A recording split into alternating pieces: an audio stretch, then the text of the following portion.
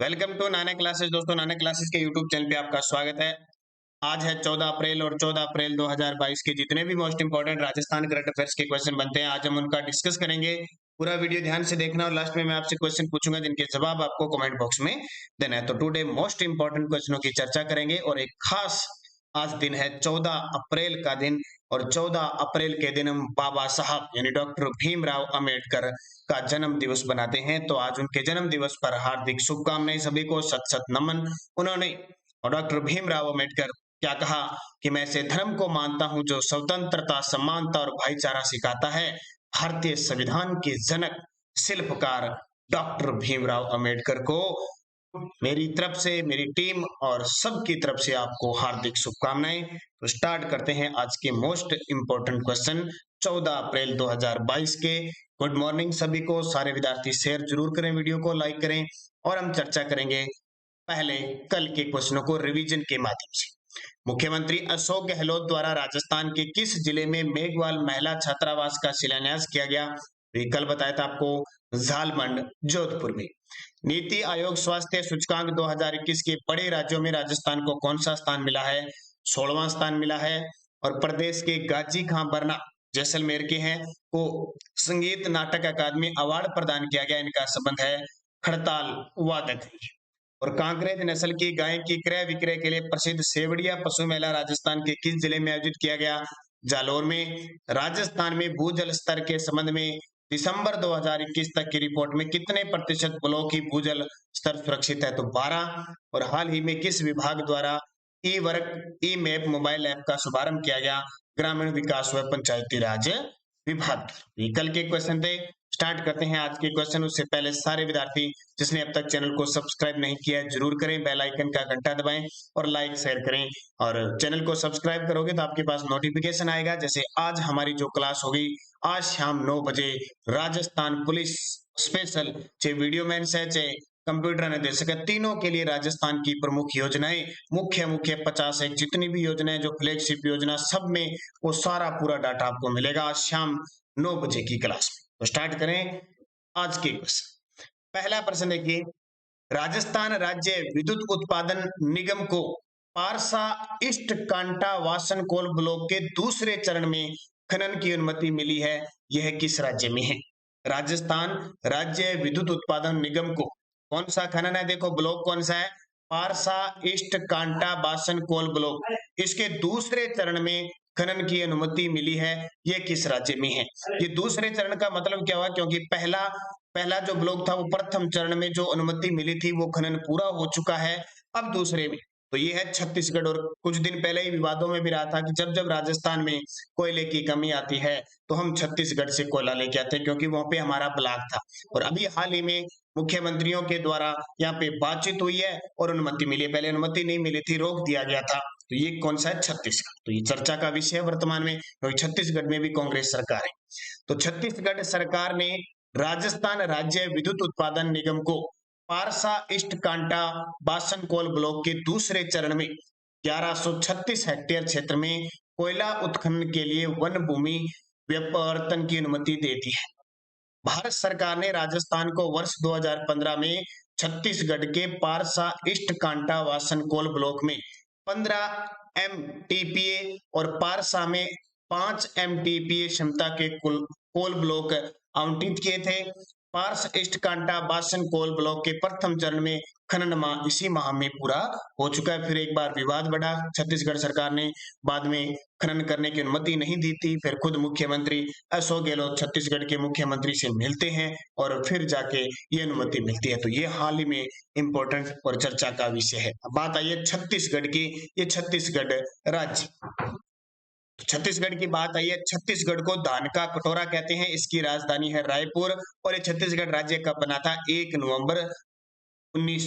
नवंबर सन 2000 को छत्तीसगढ़ राज्य बना था। तो याद रखना इंपॉर्टेंट है, विवादों में था लेकिन अब दोनों मुख्यमंत्रियों के बीच जो भूपेश बघेल है वो और मुख्यमंत्री अशोक गहलोत दोनों के बीच समझौता हुआ है और अब ये दूसरे चरण में खनन की अनुमति मिल चुकी है। जो है जैसे जैसे राजस्थान में गर्मी आ रही है तो अभी जल की और विद्युत की किल्लत बहुत ज्यादा देखने को मिलती है। दूसरा प्रश्न देखिए, प्रदेश के किस विश्वविद्यालय में TEQIP थर्ड के अंतर्गत नैनो टेक्नोलॉजी रोबोटिक ऑटोमेशन के सेंटर ऑफ एक्सीलेंस की स्थापना की जा रही? देखो ऐसे पर्सन जो है ना वो पेपर में बार बार आ रहे हैं, पिछले एक साल में 3-4 पर्सन आ चुके हैं, इसलिए इन पर्सनों को छोड़ना नहीं है। प्रदेश के किस विश्वविद्यालय में TEQIP फुल फॉर्म बताऊंगा अभी थर्ड के अंतर्गत नैनो टेक्नोलॉजी रोबोटिक ऑटोमेशन के सेंटर ऑफ एक्सीलेंस की स्थापना की जा रही है। ये तकनीकी विश्वविद्यालय कोटा के अंदर। तो राजस्थान तकनीकी विश्वविद्यालय कोटा में TEQIP थर्ड यानी technical education quality improvement programme third के अंतर्गत नैनो टेक्नोलॉजी रोबोटिक्स व ऑटोमेशन के सेंटर ऑफ एक्सीलेंस की स्थापना की जा रही है। कहां पे? राजस्थान तकनीकी विश्वविद्यालय। राजस्थान का पहला तकनीकी विश्वविद्यालय है। और दूसरा कौन सा है? दूसरा बीकानेर है। और जयनारायण व्यास विश्वविद्यालय क्यों चर्चा में है? क्योंकि हाल ही में दीक्षांत समारोह के अंदर जो हाल ही में जिनका निधन हुआ है, लता मंगेशकर जी को डीलिट की उपाधि इन्होंने दी थी। और इसके अलावा MS स्वामीनाथन को भी इनके द्वारा दी गई थी। जयनारायण व्यास विश्वविद्यालय जो जोधपुर केंद्र है। ये आजकल क्या है, पर्सन आते हैं पेपर में 4 ऑप्शन दे दिए, जिला दे दिया कि ये विश्वविद्यालय किस जिले के अंदर है। तो थोड़ी सी बूस्टर डोज देखिए, 2-3 चीजें इंपॉर्टेंट है। राज्य में अंग प्रत्यारोपण को बढ़ावा देने हेतु SMS मेडिकल कॉलेज जयपुर में मानव अंग व उत्तक प्रत्यारोपण ऑर्गेनाइजेशन स्थापित किया गया। ये ऐसे पर्सन आपको मिलेंगे कहीं ना कहीं। स्वाई मानसिंह चिकित्सालय जयपुर में OPD टावर का शिलान्यास मुख्यमंत्री अशोक गहलोत ने किया। अभी कल परसों किया था। जो देश का सबसे ऊंचा हॉस्पिटल बनने जा रहा है, यहाँ पे IPD OPD की खूब सुविधा हो गई है। पहली बार राज्य के क्षेत्र में होम्योपैथिक महाविद्यालय केकड़ी, अजमेर और जोधपुर में स्थापित किए गए हैं। इतने दिन हमारे होम्योपैथिक विश्वविद्यालय जयपुर में था और महाविद्यालय थे निजी थे, लेकिन पहली बार सरकारी जो महाविद्यालय स्थापित होंगे वो एक अजमेर और जोधपुर में स्थापित किए गए। अजमेर के केकड़ी में और जोधपुर में। ये इतनी चीजें आपको इंपॉर्टेंट है, याद रखें। तीसरा प्रश्न है कि हाल ही में DRDO द्वारा anti tank guided missile Helina का सफलतापूर्वक परीक्षण कहां किया गया? हाल ही में DRDO के द्वारा anti tank guided missile Helina का सफलतापूर्वक परीक्षण कहां से किया गया? तो हमारे राजस्थान से परीक्षण किया गया, इसलिए हमारे लिए चर्चा में है। पोखरण जैसलमेर से। बड़े शानदार फेमस है ये पोखरण जैसलमेर का चित्र। तो रक्षा अनुसंधान और विकास संगठन, देखो हमारे देश के अंदर एक तो DRDO संस्था और दूसरी स्पेस एजेंसी ISRO, इन दोनों के बारे में आपको अच्छी तरीके से याद होना चाहिए। इनका मुख्यालय याद होना चाहिए और इनके वर्तमान चेयरमैन कौन होते हैं, ये पेपर में आते हैं। पिछला पटवारी और SI का पेपर देख लो, दोनों में DRDO और ISRO के अध्यक्ष पूछेगी। इनको ये इतनी चर्चा में रहते हैं, इनके अध्यक्ष पता होना चाहिए। तो DRDO यानी रक्षा अनुसंधान विकास संगठन, जिसकी स्थापना 1958 को हुई थी, के अनुसार ये विश्व के सबसे उन्नत एंटी टेक हथियारों में से एक है। कौन सा? हेलिना। यह परीक्षण DRDO द्वारा विकसित तीसरी पीढ़ी की फायर एंड फॉरगेट श्रेणी की मिसाइलों के सत्यापन परीक्षणों का हिस्सा है, यानी दागो और भूल जाओ। हेलिना के बारे में, हेलिना को रक्षा अनुसंधान व विकास प्रयोगशाला DRDL हैदराबाद द्वारा DRDO के मिसाइल और सामरिक प्रणाली क्लस्टर के तहत विकसित किया गया है। 2018 से मिसाइल का सफलतापूर्वक परीक्षण किया गया। इसको याद रखना अच्छे तरीके से। कहां से? अपने राजस्थान के पोखरण जैसलमेर से, जो बहुत खास है, जहां परमाणु परीक्षण हुए थे। ये स्थान आपके लिए इंपॉर्टेंट है। अब आपको याद क्या रखना है? DRDO के वर्तमान अध्यक्ष और ISRO के वर्तमान निदेशक कौन है? तो DRDO के doctor Satish Reddy, doctor G Satish Reddy है। और ISRO के तो नए चेंज हो चुके हैं, S सोमनाथ। कौन है? S सोमनाथ। मैं आपको क्लासें देनी मैंने शुरू कर दी है, शायद अभी तीसरी क्लास नहीं आई होगी, वो आ जाएगी। ठीक है, मैंने यहाँ से काट दिया। वैसे तीसरी क्लास आ जाएगी, पार्ट नंबर 3, राष्ट्रीय अंतरराष्ट्रीय प्रादेशिक। लगातार आप क्लासें रहे, निरंतर अध्ययन करें जो भी क्लासें आ रही है। चौथा प्रश्न देखिए, रक्षा मंत्रालय ने उड़ान योजना के तहत प्रदेश में कहा नागरिक हवाई अड्डा बनाने की मंजूरी दी है? रक्षा मंत्रालय, रक्षा मंत्री कौन है? राजनाथ सिंह। उड़ान योजना, ये उड़ान योजना है, पूरे भारत का हर नागरिक सस्ती दरों पर हवाई सेवाएं उपलब्ध करवाने के लिए उड़ान योजना शुरू की गई। प्रदेश में कहा नागरिक हवाई अड्डा बनाने की मंजूरी दी है? उत्तरलाई बाड़मेर के अंदर। क्योंकि राजस्थान के अंदर जो हवाई अड्डे हैं, लगभग सैन्य हवाई अड्डे हैं, उनको क्या है, नागरिक हवाई अड्डे बनाने की मंजूरी रक्षा मंत्रालय ने दे दी है। तो रक्षा मंत्रालय ने उड़ान योजना के तहत प्रदेश में उत्तरलाई बाड़मेर में नागरिक हवाई अड्डा बनाने की मंजूरी दी है। उत्तरलाई स्टेशन एक सैन्य हवाई अड्डा है और उड़ान योजना की शुरुआत 2016 में नागरिक उड्डयन मंत्रालय द्वारा की गई। अब आपको पता है नागरिक उड्डयन मंत्रालय के मंत्री कौन है देश में? आपको पता है, आप कमेंट करके बताओगे। और इतना और हिंट दे देता हूँ, वो कांग्रेस के थे, कांग्रेस से भाजपा में आए थे और ग्वालियर मध्य प्रदेश इधर से उनका संबंध था। अब वो कौन थे? कमेंट करके मुझे जरूर बताना, अपडेट रखना आपका काम है। सूरतगढ़ श्रीगंगानगर ये भी यहाँ पे सैन्य हवाई अड्डा है और फलोदी जोधपुर भी है। रानपुरा कोटा में भी हवाई अड्डा है, लेकिन वो अंतरराष्ट्रीय ये सैन्य हवाई अड्डा नहीं है। तो ये चीजें याद रखना। और अंतरराष्ट्रीय स्तर का हवाई अड्डा आधुनिक युक्त यहाँ पे हवाई अड्डा बनेगा। तो उत्तरलाई बाढ़। पांचवा प्रश्न देखिए, इस क्वेश्चन को स्टार लगा लेना, ये क्वेश्चन बहुत इंपॉर्टेंट है। इंदिरा रसोई योजना में 358 रसोइयों की संख्या को बढ़ाकर कितना कर दिया है? 358 रसोइयां थी, उसको बढ़ाकर बजट में 1000 कर दिया है। देखो, ये योजना चली थी 20 अगस्त 2020 को। अब अपने 2022 के हिसाब से देखिए, करंट का प्रश्न नहीं है, पुराना हो चुका है। अगर आप ये सोचे कि 6 माह से ज्यादा का करंट नहीं आता, ये देखिए, लेकिन सरकार ने इसको ताजा कर दिया 2022-23 फरवरी को जब बजट पेश हुआ, उसमें ये लिख दिया कि हमने जो 358 रसोइयां चलाई थी, अब हमें बढ़ाकर 1000 कर दी। तो ये तरोताजा हो गया। 20 का जो मैटर था वो 22 में नया हो गया। ऐसे पर्सन करंट के पुराने वाले नए बनते हैं। अब ये थी, ठीक है, 20 अगस्त 2020 को पूरी हुई और 2021 के बहुत सारे एग्जामों में आ गई, लेकिन अब बजट में फिर एक नया काम हो गया। 328 रसोइयों की जगह बढ़ाकर 1000 रसोइयां कर दी। तो अपने आप में करंट हो गया। अब एग्जामिनर इसकी तारीख पूछ सकता है। तो आपको याद रखना है। अब पूरी डिटेल देखिए। राजस्थान सरकार ने कोई भूखा न सोए के संकल्प के साथ 20 अगस्त 2020 से राज्य के शहरी क्षेत्रों में इंदिरा रसोई योजना शुरू कर दी।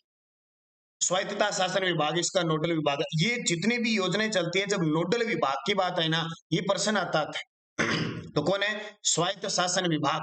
ये इसका विभाग किसके पास है? शांति कुमार धारीवाल के पास। इस योजना के तहत राज्य के शहरी गरीबों को मात्र 8 रुपए में गुणवत्तापूर्ण पौष्टिक भोजन दिया जा रहा है। पहले इस योजना में राज्य सरकार प्रति थाली अनुदान 12 रुपए देती थी, लेकिन 1 जनवरी 2022 से बढ़ाकर 17 कर दी। ये भी ताजा प्रश्न हो गया। राज्य सरकार इस योजना पर प्रतिवर्ष 100 करोड़ रुपए खर्च करेगी। क्या देगी? देखो, सिर्फ शहरी क्षेत्रों में, एक शब्द याद रखना, ग्रामीण में नहीं है, शहरी क्षेत्रों।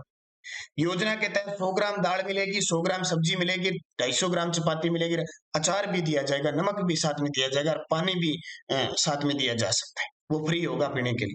इंदिरा रसोई योजना में 358 इंदिरा रसोइयों का संचालन किया जा रहा था, लेकिन सरकार ने बजट में बढ़ाकर 1000 कर दिया और इस क्वेश्चन को तरोताजा कर दिया। ऐसे इन क्वेश्चनों को पढ़ना है। आज शाम 9 बजे ये सब कुछ इस प्रकार मिलेगा, आपको याद रखना। छठा प्रश्न देखिए, जो बार बार इंतजार करें, आर्थिक समीक्षा का मैं लगातार आपको प्रश्न दे रहा हूं, ये पढ़ लेना। और वीडियो प्री के अंदर ये क्वेश्चन आ चुका है। राज्य में कृषि गणना 2015-16 के अनुसार कुल महिला प्रचलित भूमि जोतों की संख्या, जूते नहीं है, जोतों की संख्या है 7.75 लाख। कुल महिला प्रचलित भूमि जोतों की संख्या 7.75 लाख। ये सीधा सीधा पेपर में आ चुका है। राज्य में कृषि गणना 2015-16 के अनुसार कुल महिला प्रचलित भूमि जोतों की संख्या 7.75 लाख है, अर्थात महिला भूमि जोतों की संख्या में 41.94% की वृद्धि हुई है। यह आंकड़ा आपको याद रखना है। सीमांत, लघु, अर्ध मध्यम, मध्यम और बड़े आकार की वर्गीकृत महिला जोत धारकों का कुल जोतों से क्रमशः, देखो, सीमांत का 49.55, लघु का 20.77, अर्ध मध्यम 14.97 और मध्यम 11.74 और बड़े आकार की 2.97% है। ये आंकड़े बहुत इंपॉर्टेंट है आपके लिए, चाहे आरएस के लिए हो, कॉलेज फर्स्ट ग्रेड के लिए, सेकंड ग्रेड के लिए। राज्य में वर्ष 2010-11 में महिला भूमि जोतों का क्षेत्रफल 13.71 लाख हेक्टेयर था, जो वर्ष 2015-16 में बढ़कर 16.55 लाख हेक्टेयर हो गया, अर्थात महिला भूमि जोतों के कुल क्षेत्रफल में 24.14% की वृद्धि हुई है। तो ये आंकड़ा क्षेत्रफल वाला और ये प्रचलित भूमि वाला, दोनों आंकड़े अच्छे तरीके से याद रखना। मैंने यहाँ स्पेशल दे दिया। डेली देने का मतलब यही है कि आपको यहाँ याद हो जाए। और आपको पता है कि ग्राम सेवक मेंस के पेपर की तारीख घोषित हो चुकी है। जुलाई के अंदर पेपर होगा फिक्स, 9 जुलाई का पेपर होगा।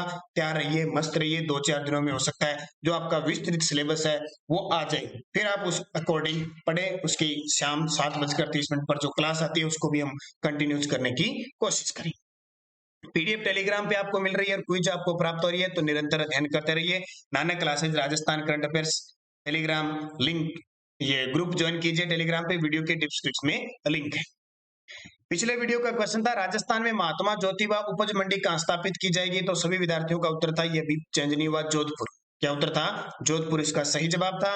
और क्वेश्चन फॉर यू जिसका जवाब आपको कमेंट बॉक्स में देना है, संगीत नाटक अकादमी अवार्ड प्राप्त गाजी खां बरना का संबंध है। गाजी खां बरना का संबंध है। हड़ताल वादक, सारंगी वादक, तबला वादक, वीणा वादक, स्टार लगा लेना, ये क्वेश्चन पक्का पेपर में आएगा, ये ध्यान रखना। और किस जिले के हैं ये भी मुझे कमेंट करके बताओगे। अब यस्टरडे डॉज क्या थी? मल्लीनाथ पशु मेला किस जिले में बढ़ता है? बाड़मेर में। सही। चैत्र माह में बढ़ता है, ये भी पता है, अभी आयोजित हुआ था। राजस्थान का सबसे प्राचीन पशु मेला है। महाराणा प्रताप का जन्म किस महल में हुआ था? बादल में। देखो 9 मई 1540 को राजसमंद के कुंभलगढ़ के कटारगढ़ के बादल महल की जूनी कचहरी को हुआ था। राय सिंह ने किसकी देखरेख में जूनागढ़ दुर्ग का निर्माण करवाया? इनके प्रधानमंत्री थे करमचंद पवार, उनकी देखरेख में इन्होंने 1586 से लेकर 94 तक इसका निर्माण करवाया। जो हिंदू व मुगल शैली में इसका निर्माण करवाया था। और यही इसी जूनागढ़ दुर्ग में राय सिंह ने जो सूर्यपोल दरबार है वहां पे गजारूढ़ मूर्ति स्थापित की, जयमल व फत्ता की। मान सिंह को फरजंद की उपाधि किस मुगल बादशाह ने दी थी? अकबर ने दी थी। फरजंद का मतलब होता है दत्तक पुत्र। और राजस्थान का भूला बिसरा राजा किसको कहते हैं? चंद्रसेन। चंद्रसेन को, यानी फॉरगेटन हीरो ऑफ राजस्थान। और ये किसने कहा था? मोहनोत नैन सिंह ने। तो ये पांचों क्वेश्चन आपके लिए इंपॉर्टेंट, बहुत सारे विद्यार्थियों ने शानदार तरीके से जवाब दिए, उन सभी को हार्दिक शुभकामनाएं। अब नेक्स्ट देखिए, जसवंत पशु मेला किस जिले में बढ़ता है? कल शायद मेरे से मिस्टेक हो गई थी, इस मिस्टेक में मैंने थोड़ा सा उत्तर गलत बता दिया था, आज उसको सुधार कर लेते हैं। कोल्यमाला ग्रंथ के लेखक कौन है? ओसिया के जैन मंदिरों के निर्माता कौन है? कन्नौज को राजधानी बनाने वाला प्रतिहार शासक कौन सा था? और महावीर जयंती कब बनाई जाती है? ये पांचों के जवाब आपको कमेंट बॉक्स में देना है।